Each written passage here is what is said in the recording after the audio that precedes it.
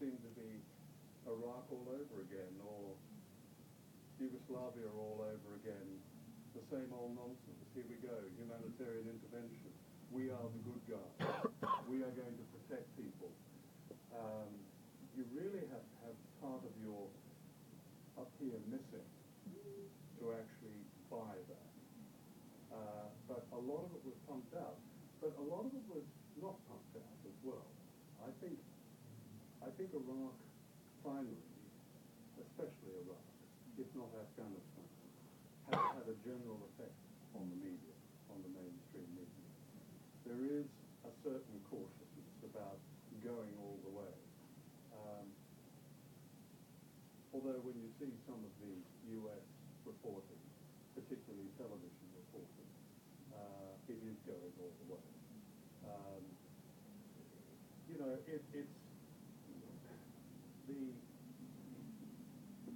They're almost the same cast of characters. We have the demon again. The demon is a worse demon than all the other demons in the Middle East, who Mr. Cameron was just recently selling arms to, and came to the royal wedding and so on. This demon now is concentrated upon.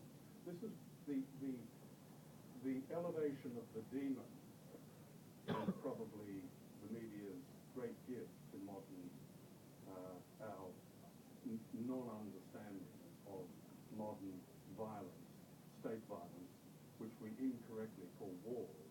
Wars always have to be between people, forces of reasonable equivalence. Attacks are not wars. I think the questioning about the way that Osama bin Laden was killed was part of a great skepticism on the part of Yes, yes, I do. I think I don't. Does anybody believe all that stuff? Because they changed their story so much. They needed Edward Bernays there, with his false reality. The way he got all those women to smoke and walk down Fifth Avenue. They couldn't get their story straight, and even those who Scott McClellan, who was Bush's press secretary, described as complicit enablers. That was his description for the Washington press corps during the height of Bush's life. Complicit enablers. Even the complicit enablers had to agree, had to question the Osama bin Laden story. But television still played a major role in its imagery, and the idea of and the images of people celebrating in Times Square, and the direct association of Obama with conquering this invincible demon was made time and time again. Very similar to the way Stuart Ewan in the film linked the German propaganda during the First World War with 9/11. I think you had, again, an iconic situation with Osama bin Laden. Mueller, the head of the FBI at the time, is still saying we do not have proof that Osama bin Laden was behind it. It was bin Laden himself who said, yeah, I kind of did it. Well, a lot of people fess up to things and they didn't do it. I don't know. But all that's gone. John, I'm conscious you've got to get away, but I also see you've got a very rapt audience and a lot of hands going up. Are you okay for another minute? Yeah, I don't mind. Yeah, I don't okay, have to get away. Okay, good. No, you don't. That's great. Yeah. Okay, we're here all night then. Okay, yes, please. But don't make your questions any longer. Hi, John. I noticed you interviewed quite a few people from... Sorry, where are you? Over here. Oh, yeah. Who would be called the security service or intelligence services. And I've noticed in a lot of papers the intelligence services have been quoted as providing intelligence. And I'm wondering if that statement of saying that facts and information that's passed on to armed forces as being called intelligence is in fact a kind of smokescreen for a best guess. I was wondering about your thoughts on that. I don't know, really. I mean, my experience with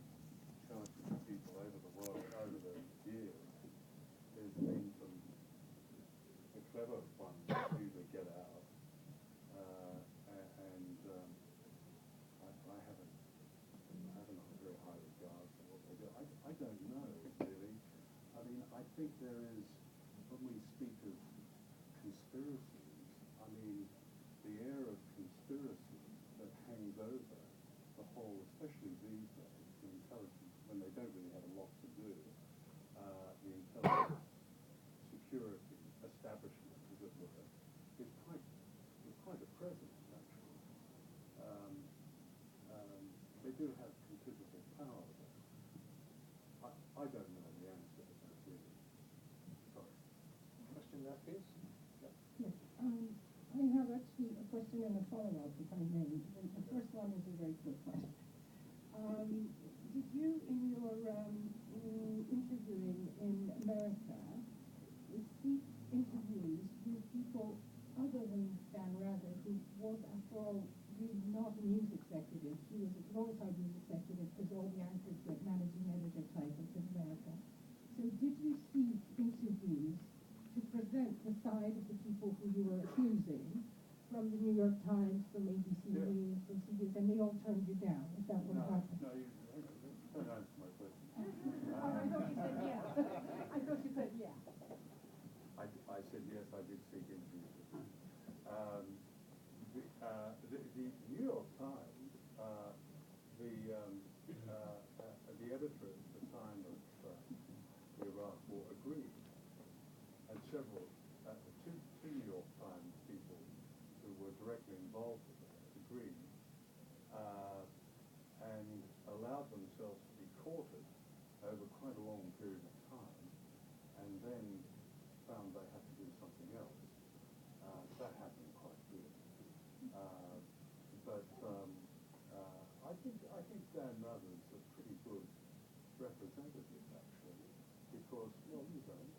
I think he's representative of the system in that he was a CBS anchor for a very long time, and he was a reporter in Washington for a long time, and he hasn't been a robot. He appears like a robot at times, but hasn't been a robot from time to time. I mean, he's Dan Rather. I thought what he said was very interesting. And I know from speaking from the other journalists I know, for example, in an earlier film I interviewed Chuck Lewis. Chuck Lewis, who was the senior 60 Minutes reporter, and then went to head the Bureau of Investigative Journalism in Washington. He had Rather's view. A friend of mine on the Washington Post, who was something of a source for a lot of this, he had his view. Quite a few do, but they don't actually want to appear on camera saying it.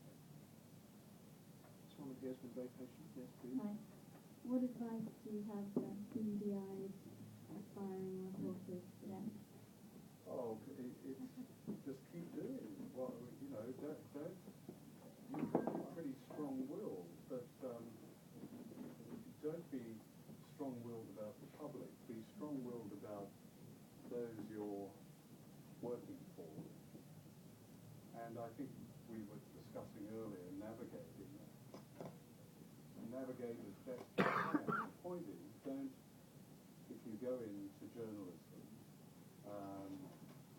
feeling that this is a profession that can, in that dreadful cliche at the moment, make a difference, then keep thinking that.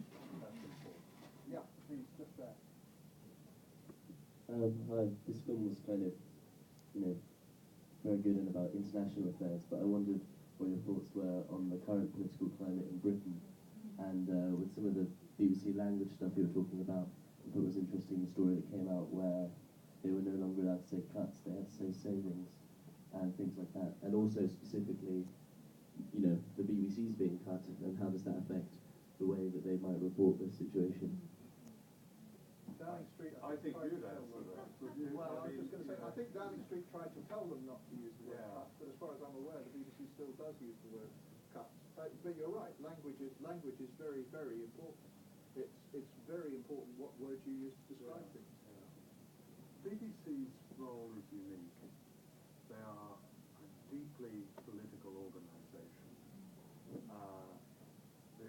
really isn't an organisation like it in the world. And they have, it's not new, I mean, they were set up in the middle of the general strike by Lord Reed, the archpriest of impartiality, who had to wait until the general strike was over before he gave those holding the general strike a go on the BBC. But look, domestic politics, I think all politics are reported within a very narrow frame. They're reported around what they call the Westminster Village. But in fact, massive politics go on outside that Westminster Village, in this country and throughout the world. But to have Westminster and Whitehall as the terms of reference for all political reporting, and the senior former editor of ITN told me he described it that way. Yeah, I'm sorry, but that's it. That leaves out. That's when you have a kind of censorship by omission. That leaves out an enormous area of political life. I think there was a hand next to you, was there? No? Okay, down here, please. Yeah, I'm going to take two more, I think, and then we're going to stop. Okay, and I'm trying and get in somebody who hasn't already asked a question. Yes, please. You were saying about at some point you also have to look at what's happening